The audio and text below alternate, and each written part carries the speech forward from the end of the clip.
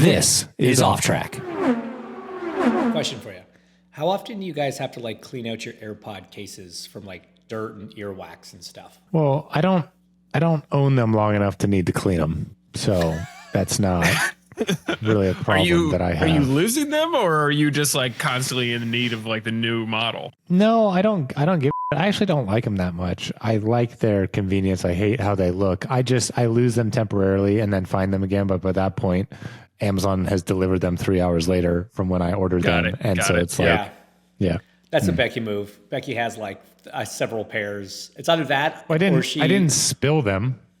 No, she doesn't spill these.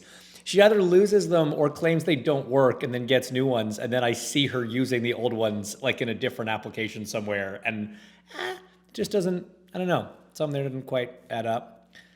I know people were kind of wondering about how waterproof they are. I have done my own research on this. You can run them through the laundry 3 times before they just completely stop working.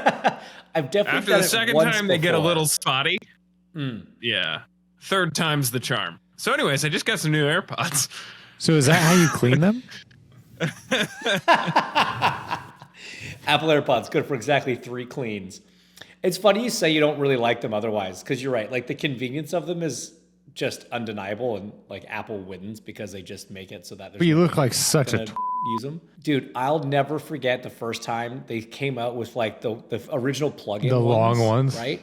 The long cord, and like you would walk around a city and you would just see, like in that first month, 2 months when they came out, everybody that had them, you're like, what a like that guy. That guy just bugs me fundamentally. I was like, I hate those things. I'm never getting those things. Now it's the same with it's like the over-ear ones or the douchey ones. Yeah, like the Beats that have become the Apples. You don't need those. I don't mind those, to be honest, because you're a that's why. That's mainly why. No, because I feel like with these ones, because they're so white and they're so visible and obvious that it was like people were trying to wear them just to wear them. Those could be like easily mistaken for any headphones, the Max ones or whatever. They just kind of look like over-the-ear headphones, which if that's your thing, it's not my thing 9 times out of 10. But like, whatever, I get it. They're also convenient and also work good. And yeah, I don't know. Those ones I'm not as against. I still don't think there's a better headphone out there. Like I owned several pair and I don't like the over the ear thing anymore. Yeah.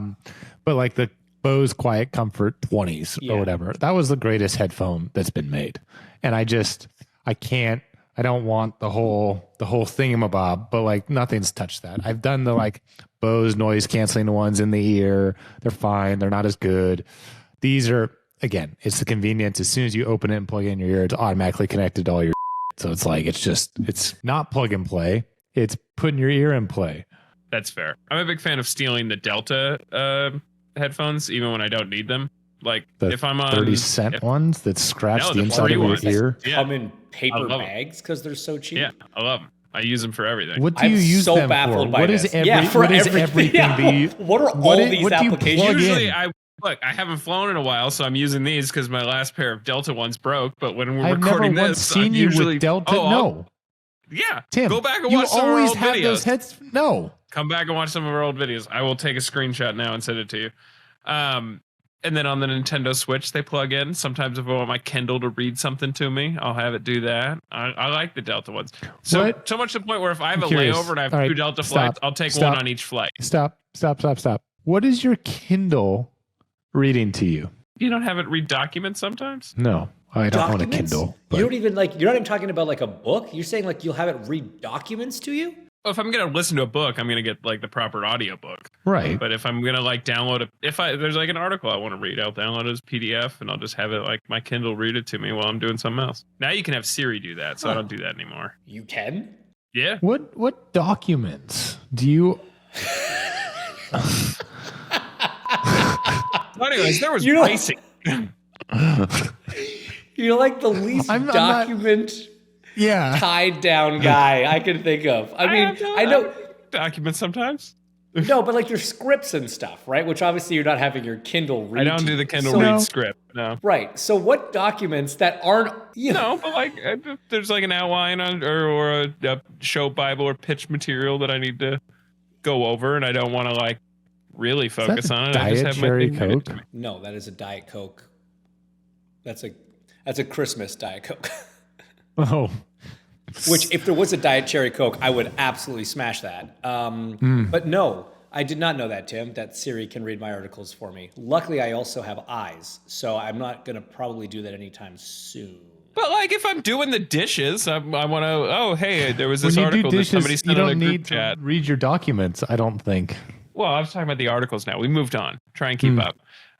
Like if I'm cleaning up the kitchen and there's like an article somebody sent me, yeah. Podcasts I listen to while cleaning house or walking dogs. That's a thing.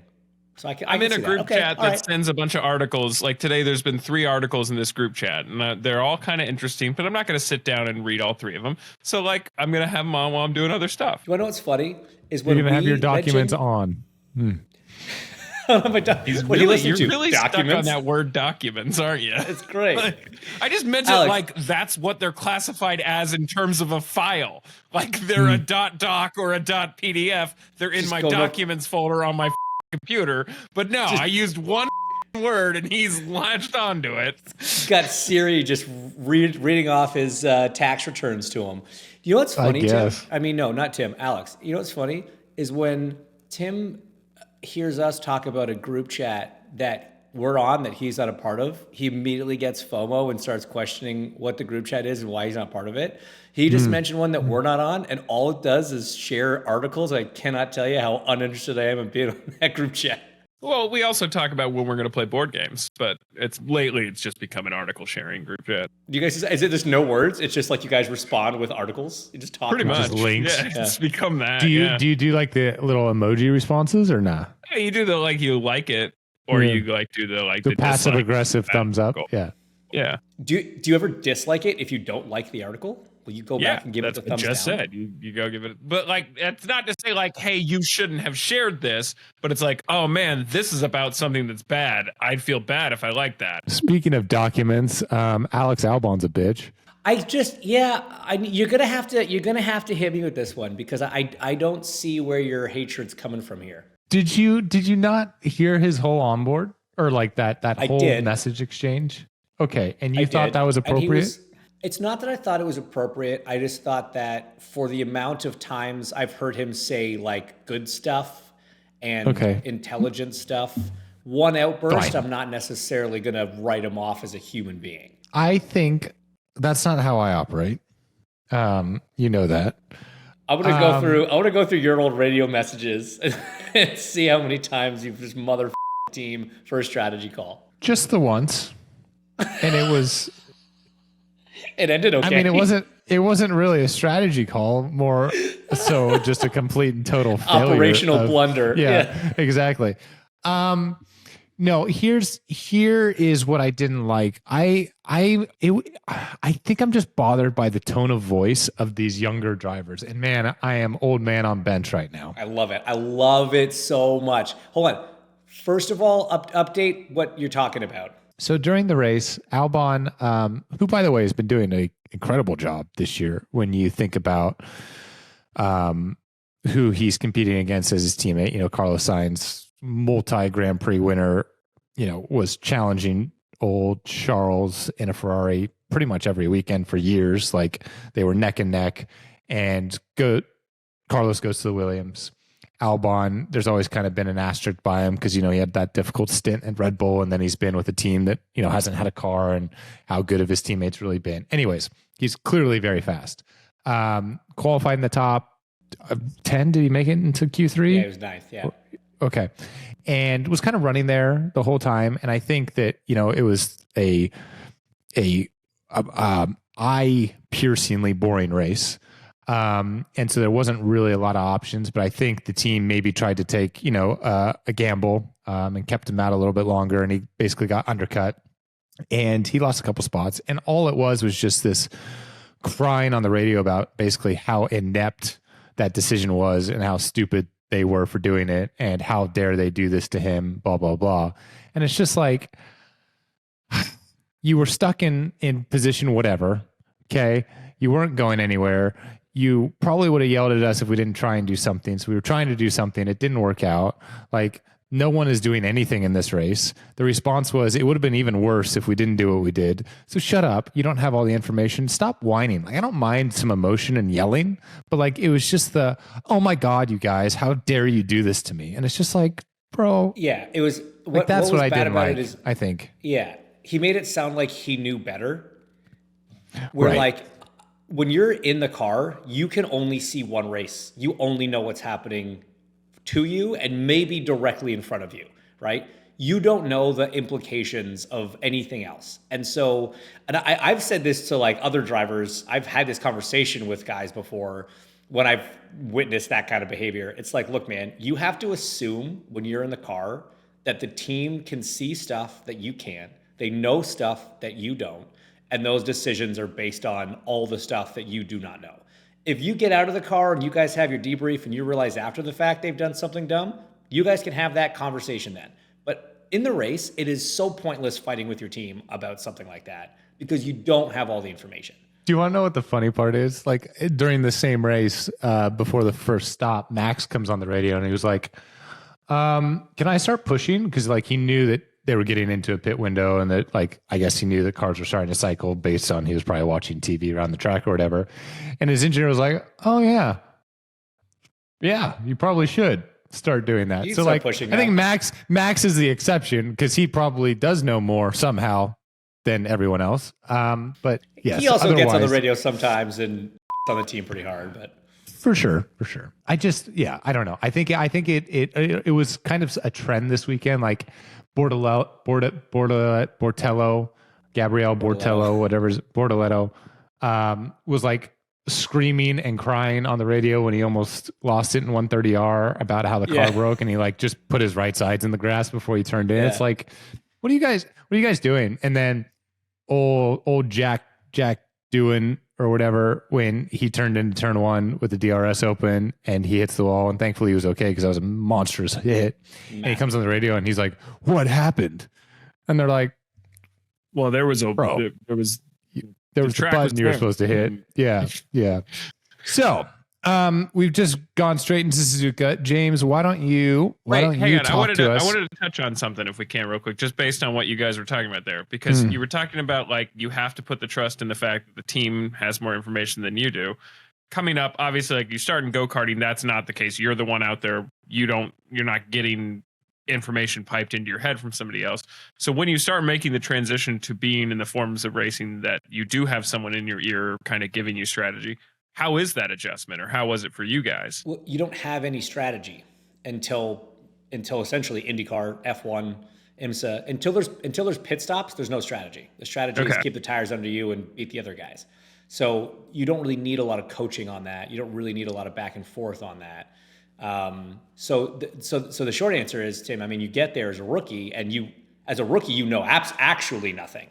And so I think everybody kind of comes in with this blind faith that what you're being told is gospel. And it's not till you're 2, 3, 4 years into your career that you start being like, okay, is this really what we should be doing? Even when, 9 times out of 10 it is. Look, teams make mistakes too, right? Absolutely. But it's something to talk about after the race because there's not a lot of good. The exception is times when like in the F1 race in China, or you go back to Spa last year when the race pivoted from what people thought it was going to be from 2 stops to 1 stop. And so the driver's like, hey, I know you guys said we're supposed to box next lap, but like the tires are pretty good. Like, I think I can keep this going. Is there a chance we can stretch this out? And then they'll figure it out in their heads and be like, okay, if you think you can keep this pace up, then yes. If you don't, then no. And in those cases, yes, the driver can play a part in it. And that's only going to come, that decision can only be made with input from the driver. So it is a two-way street, but it's like an 8-lane highway one direction and like a 2-lane country road coming back the other way, if you know what I mean. Sorry, Alex. I was curious about that. Problem, Tim. Anytime that we can teach you about motorsports is just well, I figure if I have a question about something, there's got to be at least 1 or 2 people listening who also have 100%. A question about that. We're doing this for Aunt Linda. Okay, so James, you were in Japan for quite some time. I don't know where you are right now, but whatever, you're somewhere. Malibu. And so talk to us about your journey, like your journey down south to Suzuka. what you thought of the track, what you thought of a race that had always been on your bucket list forever, the fan experience, the track itself, everything. Talk to us. Tell us. Did it live up to expectations? I will talk, and then you can rebuttal with all of your real world experience from the other side of it. All of it. My one time. You one time in the big show, yeah, like that's a big deal. So we'll get there. So we've talked about this. Track's a bucket list for every driver, and you hear all these stories about how passionate the fans are there. I got to witness that a little bit when IndyCar raced at Motegi. So I've had some experience with the Japanese fan base, and they're the best. They're just hilarious, and they're so passionate, but like the most respectful group of like the most respectful mass of people I think you could ever find. Like you can find individuals that are equally as respectful from different places and different cultures or whatever. You will never find a mass audience as respectful as that. So like a great example is in the fan zone. You have to because you're nose to butts the whole time. So many nose to butts. Just so much nose to buttage. So the fan zone there is, big stage where drivers come out and it's, 20, 30,000 people sit, maybe not that many. Maybe it's 5,000, 10,000 people in this area. And it's like a concert stage kind of set up and drivers come out, whatever. And you go to Silverstone or you go to Melbourne or you go to Austin, you go to all these places and it's like madness, it's chaos. Everybody's cheering and screaming and throwing beads up on the stage and like all sorts of stuff, right? In Japan, pin drop. Completely silent. Everybody is sitting. There's no like interact, like it's like a little unnerving almost, but it's just because they're trying to be polite, right? Like they'll clap at the end, the kind of like very polite, gentle, like golf clap sort of thing. But it's not the hooting and hollering that you're used to seeing in other fan zones. And it's like a little eerie. It kind of throws people off. And it's funny, dude, because I got a comment on Twitter after the race, which I thought was funny because I did the post-race interviews, right? And when you do those interviews, the microphone links up to the speaker in the facility. So that way all the fans can hear the thing. And this, like every time I've done it, this has been the case. And so normally you like start the question or like introduce the guy, say whatever, and you give the fans you hold for a second so the fans can do a little cheer. And depending on who it is and where they are, that amount changes, right? So like Max comes up and he's wins, he's a legend there. He's won that race 4 times in a row now, like all these cool, whatever. And so we're like, all right, what are your Suzuka Grand Prix? Max Verstappen. Guys? All right, let's just carry on then. It was dead silent. Nobody said anything. I was like, okay, fine. No noise. So I got this guy on Twitter that was like, this Hinchcliffe guy needs to understand that you got to give the fans time to react when you introduce the drivers because he just went straight into the first question without giving anyone a chance to cheer and the drivers to take in that moment. I'm like, no, I did. They make no noise. You don't understand. They do not make noise. That was me on Twitter on my burner, by the way. I was going to say, I'm generally like, I get that, but I'm also pro anybody criticizing you online. Like, I don't want to discourage that.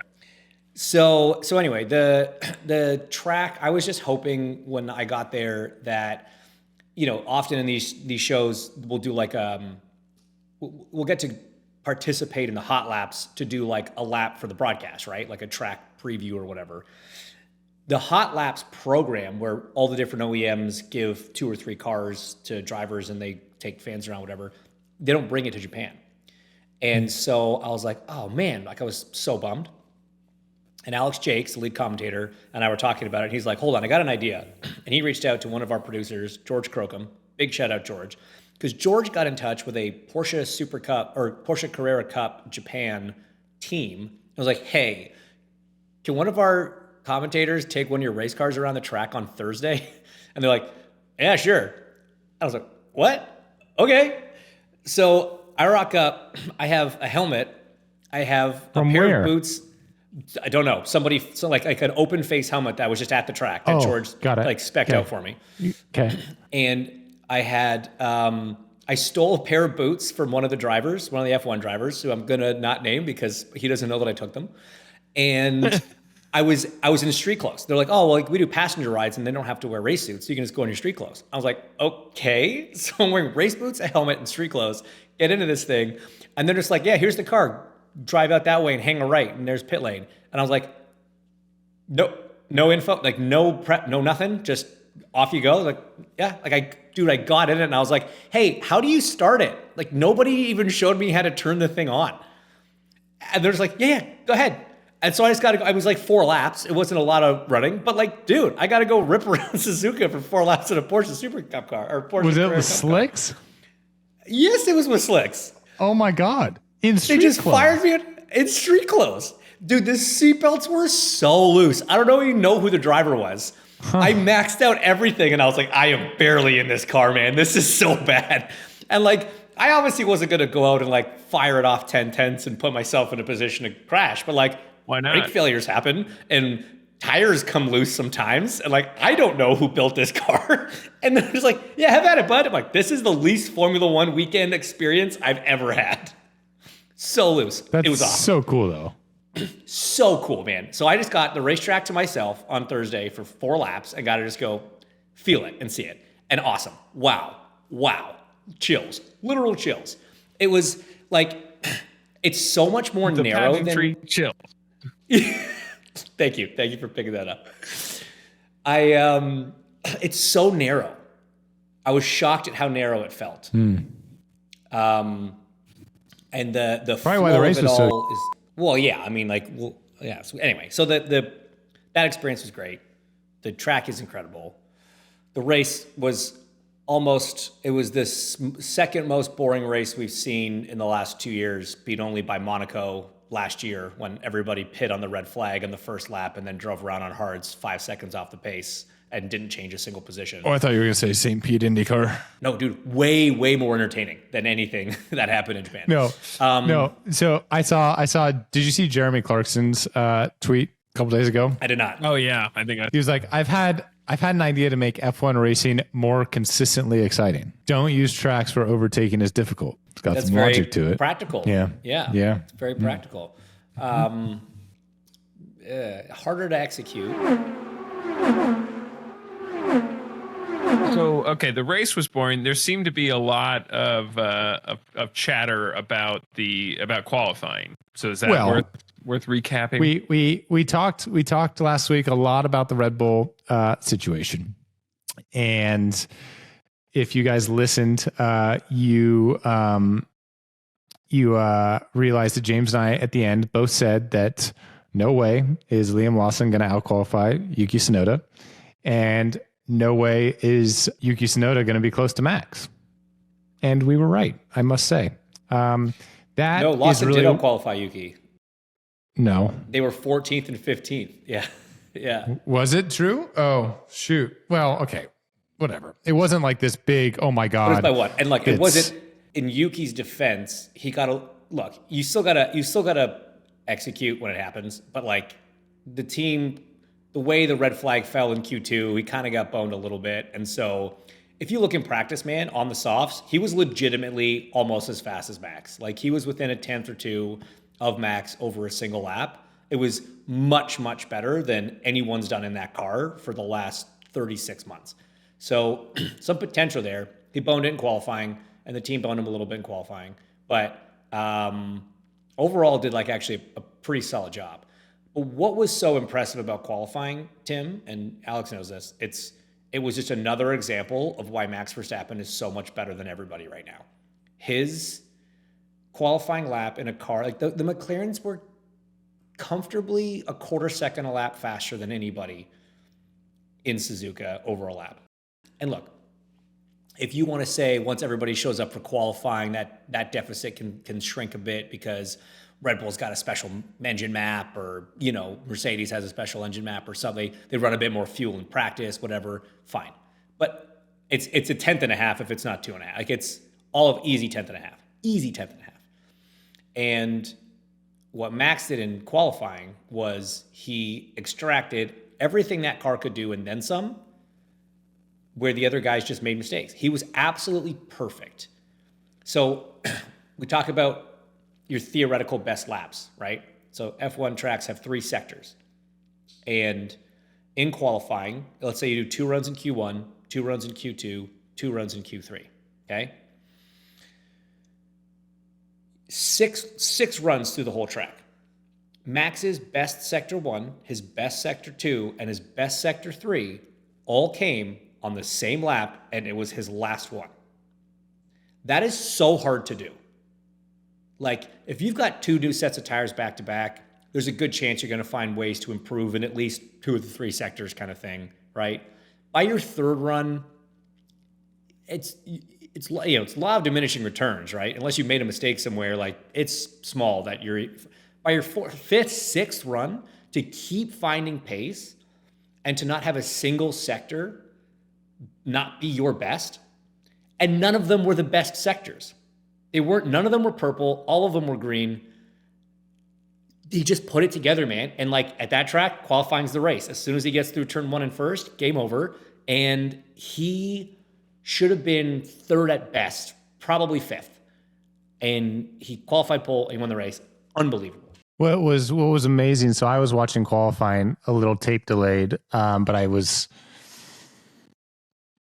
made sure that I didn't look at any sort of social media. And so I was truly shocked when the result happened. But I remember specifically, and this is a weird, like you would only really notice this if you're a racing driver. But I was kind of following along in his lap and there was nothing that really wowed me. Like I wasn't that stunned by it. And as you say, like there was nothing in there that was like the best that we had seen throughout qualifying. But his chicane was so good. Dude. Like from the outside, you looked at where he hit the brakes and I was like, oh, there's no chance he's making the first curb. And not only did he like make the first curb, he like wrapped it around to such a way that like the attitude of the car and the trajectory for the second one, like he barely had to turn the wheel. And it was just like how he was able to just, it was almost a willpower-esque thing. He's known for this, especially at St. Pete, turn 10, coming to the alt start finish line. Like he just throws caution to the wind in the last like braking zone and just ships it and kind of prays and hopes it happens. And Will like ends laps and gets poles, right? This reminded me of something like that where Max was like, I'm probably pretty here. I got to just go for it. And he even said like, when he was walking through the lap that like he felt he left a little bit on the table in the chicane. And then I saw some GPS data overlays of what he did. Dude, he outbroke Lando by like 25 feet. Like it's unbelievable. It's insane. And like what's tough for Lando is Lando was the king of sector 3, which is the chicane. It's essentially one corner. It's the chicane. And he was the king of sector 3 all weekend long. And even Oscar was quicker than him in sector 3. So he just hesitated. He just was on a good lap and he didn't want to overdo it because we've all been there. Well, he was too, on a good right? lap. He didn't want to blow it. It's so easy to do. Yeah. Oh, 100%. It's so easy to do. It's like you see the lap time go in the right direction. You get to the last corner. You're like, oh, I can make up even more time here. And then you totally bone it. And you look like an idiot. So he went the other way. He like was a bit reserved and it cost like him. I'm 2 tenths up. Like that should be good. Yeah. God, that sounds like such a head game.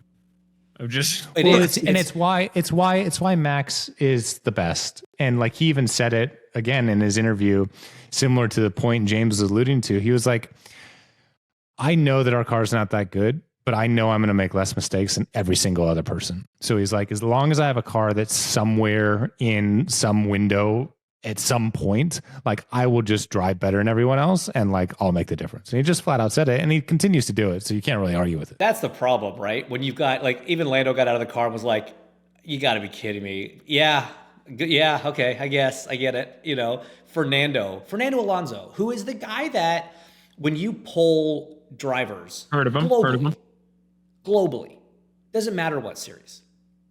Give me your top 3 racing drivers of any kind on the planet alive today. I bet Alonso's on 95% of drivers' top 3. Like he's top the five, guy that not other top drivers. 3. Top 5. Okay, top fine. 5. Top 5. 5 years ago, 6 years ago, top 3. But yes, sure, he's massively respected. And when he gets out of the car, and he's a confident man as well, and he gets out of the car, and he was just like, nobody can do that. Nobody can do what he did.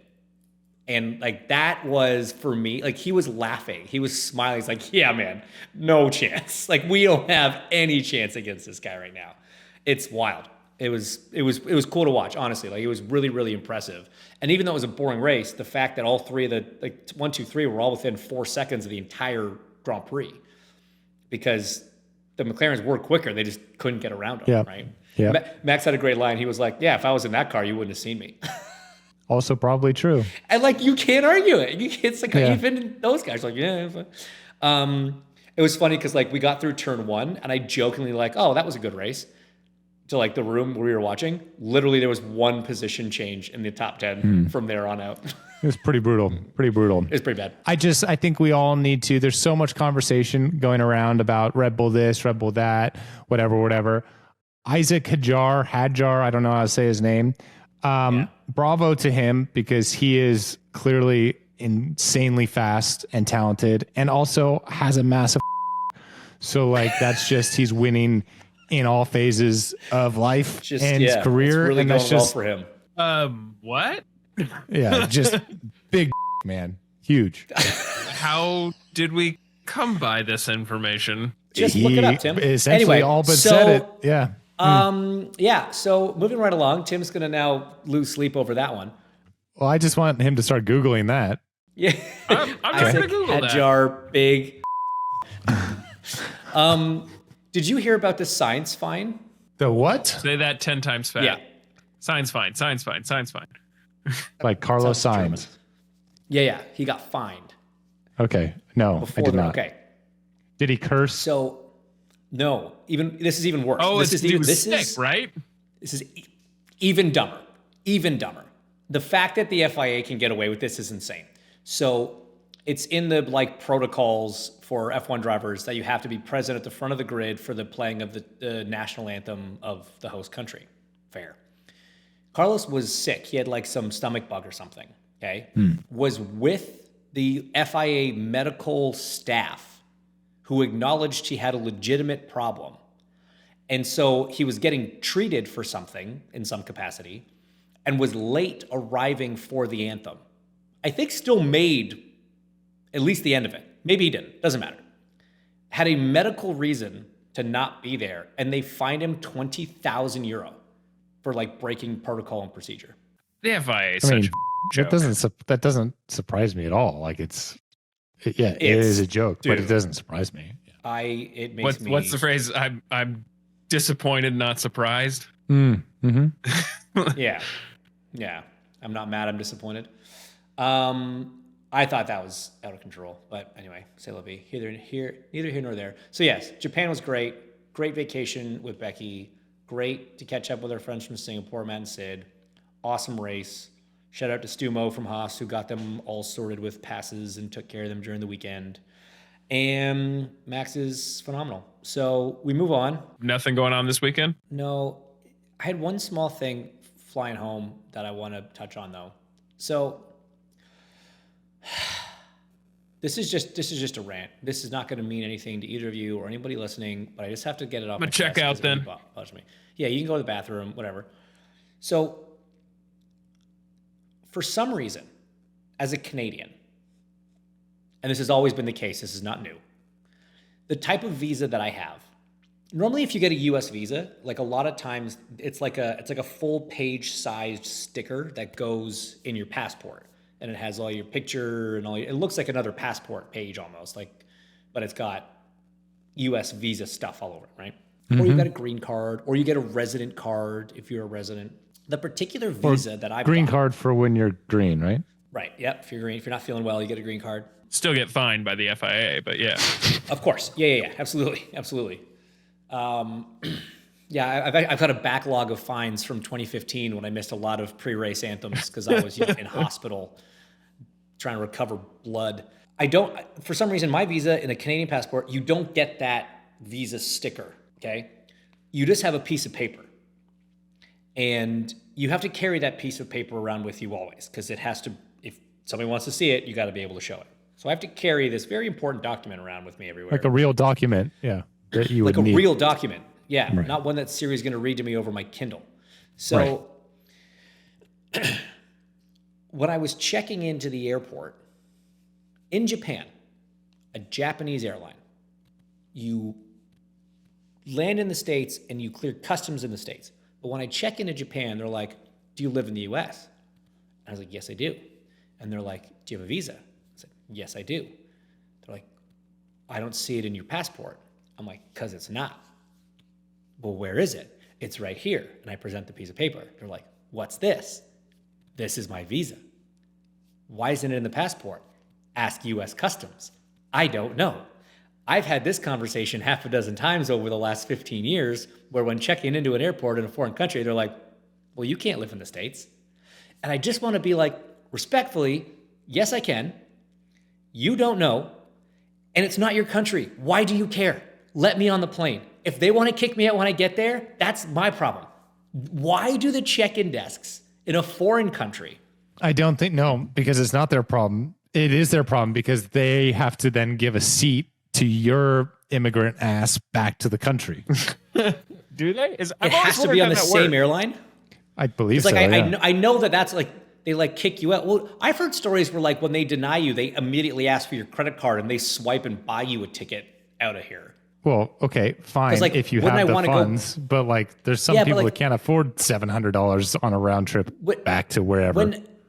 Do you have to go back to the country you started the trip in? Because like if I got they're denied, not just gonna could I not go back to Canada? Couldn't you just go to Canada? Yeah. This is what I know. I'm sure there is a reason. I think for you, in your case, yes. Let's say a Japanese person who was a Japanese citizen who flew to America and didn't have the right documents, he would or she would then be sent back to Japan on the same flight. Yeah, no, I looked it up. He's right. It's the responsibility of the airline that flew you there, and they will return you to the country that you're coming from on the next flight. So that's why.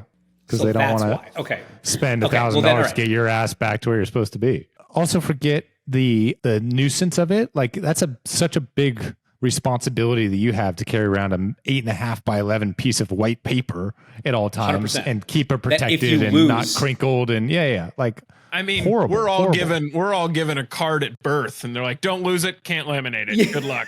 Yes, that's so true, man. But you don't have to carry that around with you every time you travel.